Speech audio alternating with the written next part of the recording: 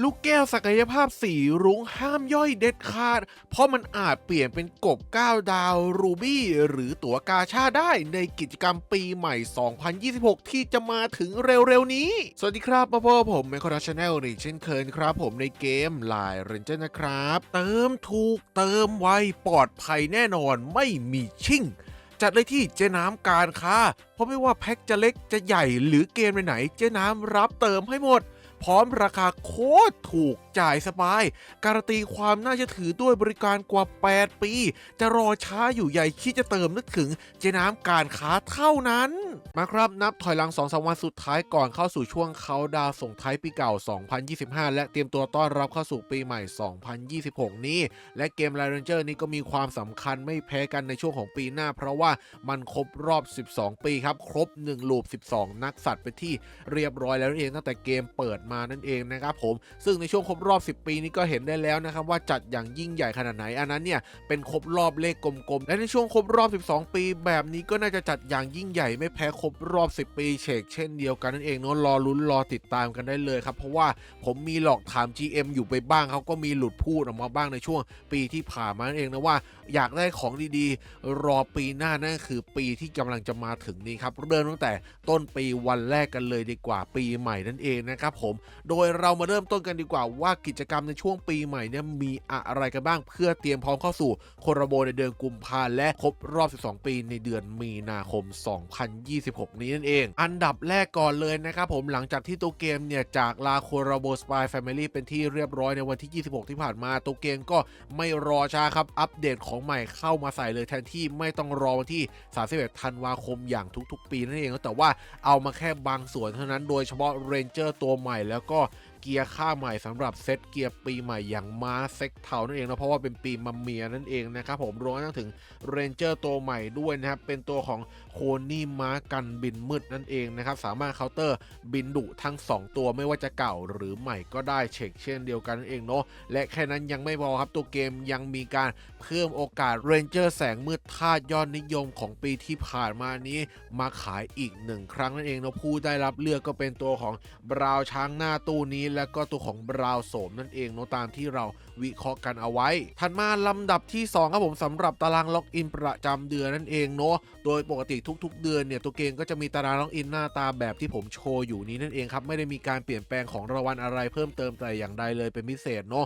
แต่ว่าในเดือนหน้าเนี่ยมันเริ่มปีใหม่ไงแล้วก็เป็นปีของครบรอบ 12 ปีนั่นเองครับมันอาจจะมีอะไรพิเศษเพิ่มเติมมากกว่านั้นตารางล็อกอินอาจจะมีแจกของอะไรที่ว้าวมากกว่าเดิมก็ได้เช่นเดียวกันนั่นเองเนาะอันนี้ต้องรอลุ้นติดตามละกันนะครับผมเพราะว่าในช่วงครบรอบ 10 ปีเนี่ยก็มีแจกกบ9 ดาวเซอร์ไพรส์เรามาด้วยนั่นเองนะครับสำหรับตารางนี้นะและนอกจากนี้ภายในเดือนเนี่ยก็ยังมีเสริมด้วยตารางล็อกอินพิเศษเพิ่มเติมอีกด้วยนั่นเองเนาะช่วงต้นเดือน1 ครั้งนะครับแล้วก็ช่วงปลายเดือนอีก1 ครั้งนั่นเองเนาะของรางวัลก็ตามที่เห็นอยู่เลยนะครับธรรมดาทั่วๆไปเนาะมีตั๋วกาชามีกระป๋อง EXP มีขนรุ้งมีกบแดงมีกบดำก็แล้วแต่ตัวเกมเขาจะแจกนั่นเองนะครับลำดับถัดมาข้อที่3ครับนั่นคือการแจกของขวัญเซอร์ไพรส์ให้แก่ผู้เล่นในช่วงปีใหม่ทุกๆปีนั่นเองนะครับในปีนี้เนี่ยก็มีแจกรูบี้นะครับผมวันละ20รูบี้ตั้งแต่วันที่ 26 ที่ผ่านมาเป็นระยะเวลากว่า5 วันเนาะรวมเป็น100รูบี้และรวมกระทั่งถึงขนนกเนี่ยตั้งแต่อัปเดต 26 ที่ผ่านมานะครับจะมีแจกทุกวันวันละ30 ขนไปเรื่อยๆจนกระทั่งถึงหมดเดือนปีใหม่เลยนั่นเองนะครับเรียกได้ว่าแจกกันเป็นพันขนนกกันเลยทีเดียวและแค่นี้ยังไม่พอนะครับยังมีแจกหน้าของอั่งเปาปีใหม่มาด้วยนั่นเองนะครับผมซึ่งภายในกล่องหีบของขวัญปีใหม่นี้ผมก็ไม่แน่ใจเหมือนกันว่าจะมีอะไรอยู่ภายในครับมันเป็นของล็อกรางวัลอยู่แล้วแน่นอนไม่ใช่การสุ่มอย่างไรเนาะผู้เล่นเวลากดรับเนี่ยมันก็จะโผล่มาเหมือนกันทุกๆคนนั่นเองนะครับผมฉะนั้นแล้วไม่ต้องเป็นกังวลว่าแต่ละคนจะได้ไม่เท่ากันนั่นเองนะครับแจกทั้งหมด4 วันด้วยกันนะครับเริ่มตั้งแต่31 ธันวาคมตอน 4 ทุ่มเนาะจนกระทั่งถึงวันที่4ครับตอน 4 ทุ่มนั่นเองรวมๆแล้วประมาณสัก 4-5 กล่องนั่นเองนะแต่การแจกขนนกทั้งหมดนี้เนี่ยเป็นเพียงแค่ส่วนหนึ่งส่วนน้อยเท่านั้นครับเพราะว่าส่วนใหญ่เราจะได้มาจากดาวเคราะห์ขนนกใหญ่ที่จะกลับมาให้เราฟาร์มกันอีก1 ครั้งโน้ตสามารถรับได้ตลอดทั้งเดือนเนี่ย เกือบครึ่งแสนเลยก็ว่าได้นั่นเองครับถือว่าไม่น้อยกันเลยทีเดียวเนาะและอีกทั้งภายในเดือนเนี่ยยังมีอีเวนต์พัซเซิลเจ้าประจำเช่นเคยครับที่มีการแจกขนนกแล้วก็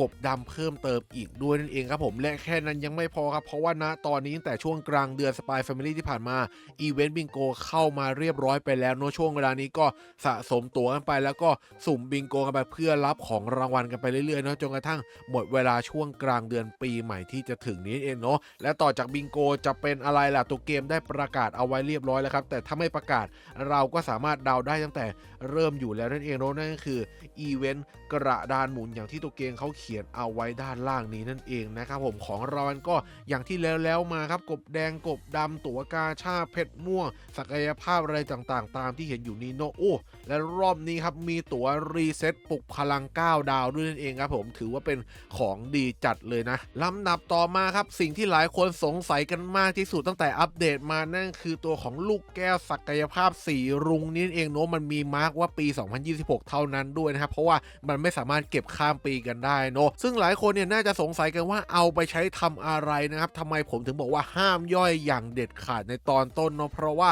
มันจะมีตัวของร้านค้าแลกเปลี่ยนอีเวนต์เข้ามานั่นเองนะครับโดยตัวเกมเนี่ยไม่มีการสปอยเอาไว้ในกำหนดการแม้แต่นิดเดียวนะครับทำให้เราไม่รู้ว่าของรางวัลมันมีอะไรกันบ้างเนาะมีแต่เพียงการประกาศในหัวข้อประกาศอีเวนต์ประจำเดือนมกราและเลื่อนลงมาด้านล่างสุดนะครับผมเพียงไม่กี่บรรทัดสุดท้ายนี้ครับเขาจะเขียนไว้ว่ามีร้านแลกเปลี่ยนอีเวนต์มาวันที่31ธันวาคมตอน4 ทุ่มเป็นต้นไปจนกระทั่งถึงปิดซ่อมบำรุงฐานทัพวันที่30มกราคมเตรียมตัวเข้าสู่โคลาโบกุมภานั่นเองนะครับซึ่งแม้ตัวเกมจะไม่มีสปอยแต่เรามีตัวอย่างร้านค้าจากในปีแล้วซึ่งคิดว่าไม่น่าจะแตกต่างกันสักเท่าไหร่นะครับผมสิ่งที่สำคัญมีอะไรกันบ้างหนึ่งเลย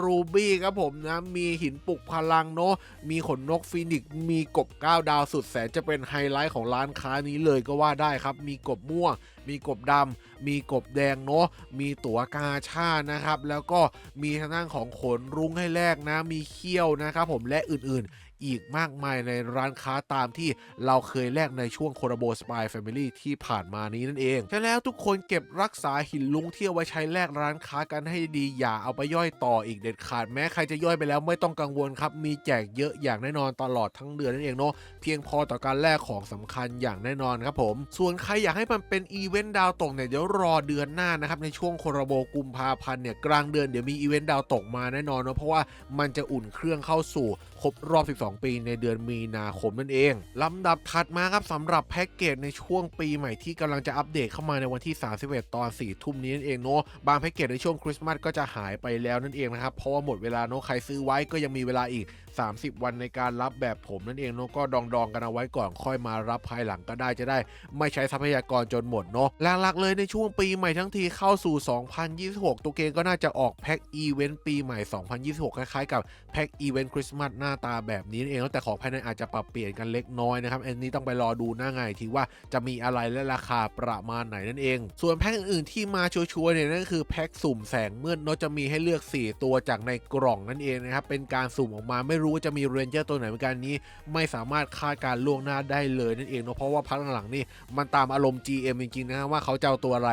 มาใส่ในกล่องนั่นเองนะครับแต่ในเรื่องของแพ็กสุ่มเกียร์เนี่ยเราสามารถระบุกันได้นะครับว่าภายในแพ็กเนี่ยจะมีเกียร์เซตอะไรรวมกันอยู่บ้างเองเนาะหลักๆเลยก็จะเป็นเกียร์เซตจันทรานะครับควบคู่กับเกียร์เซตคริสต์มาสส่งผลให้แพ็กเลือกเกียร์เนี่ยก็ไม่ต้องสงสัยเลยครับผมก็เป็นเซตเกียร์ที่เหลือนั่นคือเลือกเกียร์ฤดูร้อนนั่นเองครับผมหลักๆก็จะเป็นตัวของเกียร์ห่วงยางที่คนมักจะซื้อและเลือกกันใช้นั่นเองนะครับนอกเหนือจาก4แพ็กที่ผมกล่าวไปทั้งหมดนี้คิดว่าไม่น่าจะมีแพ็กอะไรเพิ่มเติมเป็นพิเศษแล้วเนาะต้องรอติดตามกันอีกทีหน้างานนะครับว่า GM เขาอยากขายแค่ไหนถ้าอยากขายเยอะก็มีแพ็กเยอะเท่านั้นนั่นเองนะครับต่อมาในเมื่อเราพูดถึงแพ็กเกจที่ต้องเสียเงินแล้วใช่ไหมครับในเดือนเนี่ยก็มีกิจกรรมสำหรับคนที่ยิ่งเติมเยอะก็ยิ่งได้รุ่นรับของรางวัลเพิ่มเติมไปด้วยนั่นเองครับสำหรับในปีที่ผ่านมาหรือ2 ปีที่แล้วก็ตามแต่นั่นเองนะครับผม2 ปีแล้วนี่อาจจะไม่ได้ของรางวัลแถมอะไรมากมายแต่อย่างใดแต่ปีที่แล้วเนี่ยถือว่าแจกค่อนข้างที่จะเยอะเนาะไม่ว่าจะเป็นโทรศัพท์นะครับ iPhone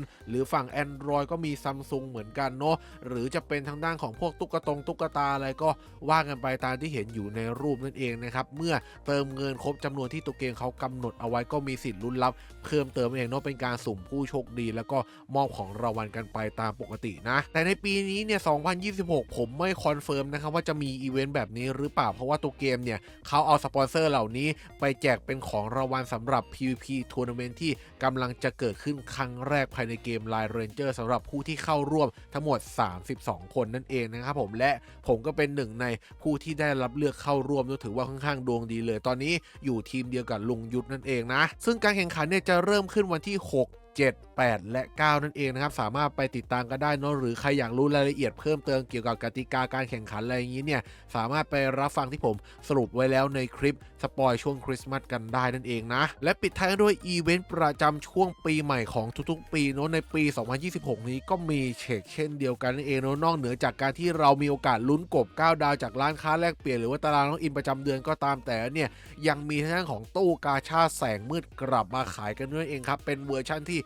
รวมโคตรแสงและรวมโคตรมืดทั้งหมดตั้งแต่ตัวเกมเคยออกมากลับมาขายอีก1 ครั้งนั่นเองนะครับโดยต้นเดือนเริ่มกันจากตู้โคตรแสงกันก่อนนะครับผมในปีแล้วเริ่มวันที่10ถึงวันที่17เป็นระยะเวลากว่า1สัปดาห์นั่นเองนะครับและหลังจากนั้นพอหมดวันที่17ปุ๊บจะตามมาด้วยตู้ธาตุมืดครับผมตั้งแต่วันที่17จนถึงวันที่24นั่นเองครับผมอีก1สัปดาห์นะครับโดยหลายคนน่าจะมีคำถามตามกันมานะครับว่าพี่แล้วในปีนี้เนี่ยมันจะมาวันที่เท่าไหร่เอาแบบคร่าวๆก่อนได้ไหมผมก็บอกไว้ก่อนเลยว่าน่าจะมาประมาณนะครับอย่างเร็วสุดก็คือวันศุกร์ที่9 มกราคมที่จะถึงนี้ครับสำหรับตู้โคตรแสงเนาะไล่ยาวๆไปจนถึงวันที่16นะครับและจากนั้นวันที่16ก็จะต่อด้วยตู้โคตรมืดนะครับผมจนกระทั่งถึงวันที่23นั่นเองนะครับผมและยิ่งไปกว่านั้นเนี่ยนอกเหนือจากโคตรแสงโคตรมืด2ตู้นี้แล้วนะครับยังมีตู้พิเศษที่ในปีแล้วเพิ่งมาครั้งแรกนะครับสำหรับตู้เพิ่มโอกาส1 วันครับผมใน Ranger ย้อนหลัง1 ปีนั่นเองเนาะปีแล้วนี่คือ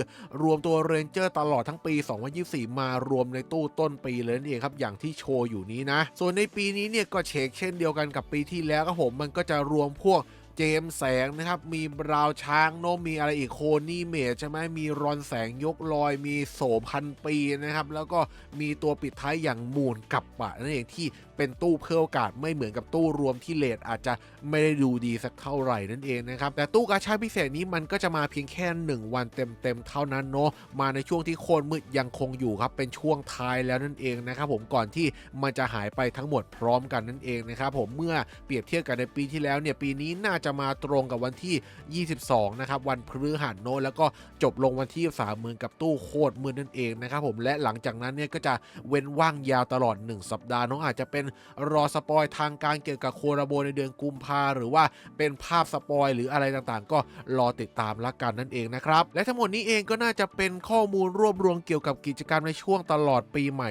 2026ที่กำลังจะเกิดขึ้นในเดือนหน้านี้นั่นเองเนาะหวังว่าจะเป็นประโยชน์แก่ผู้เล่นทุกคนนะครับจะได้วางแผนเตรียมตัวล่วงหน้ากันได้ถูกนั่นเองนะครับและก่อนจะลาไปอย่าลืมกดไลค์กด Subscribe กดกระดิ่งแจ้งเตือนเป็นกำลังใจให้ช่องแมคโครน้อยกันด้วยนั่นเองเนาะสำหรับวันนี้ก็ประมาณนี้ครับผมลาไปก่อนนะครับสวัสดีครับบ๊ายบาย